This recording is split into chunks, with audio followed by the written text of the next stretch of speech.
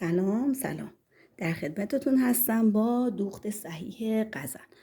دوخت قزن برای خیلی از افراد معضله، اینکه چجوری گره نخوره و تمیز در بیاد. یه مدل قزن دوختنی که وقتی من وسط جلوی کارم درز داره میتونم این طرف رو لای درز بذارم و اون رو با سوراخ کردن داخل سوراخ قرار بدم و درش بیارم. ولی من اون روش رو خیلی دوست ندارم، ترجیح میدم بدوزم چون آسیب زیادی به پارچه میزنه.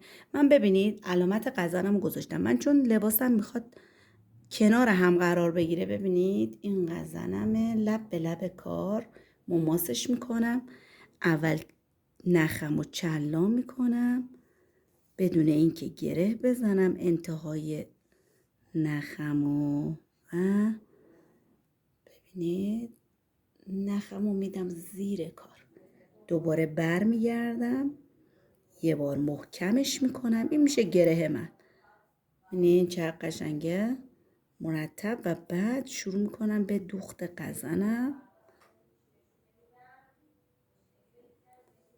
صدا از بیرونم میاد، ببخشید دیگه.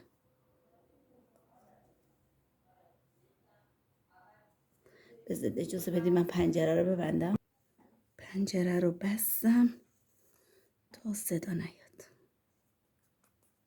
میبینید شما هیچ گرهی تو کارتون نمیبینید. بذارید یه ذره لغزش داشته باشه قزن.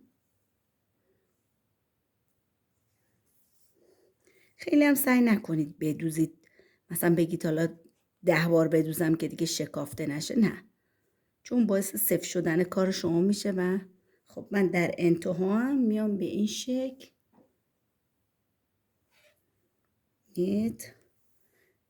چیکار میکنم، از زیر دوختای قبلیم در میارم حالت گره.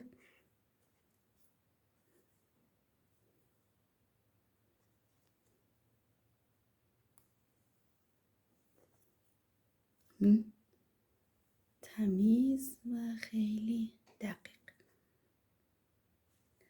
طرف مقابل دیگه هم همین شکلی، یعنی اصلا هیچ فرقی نداره.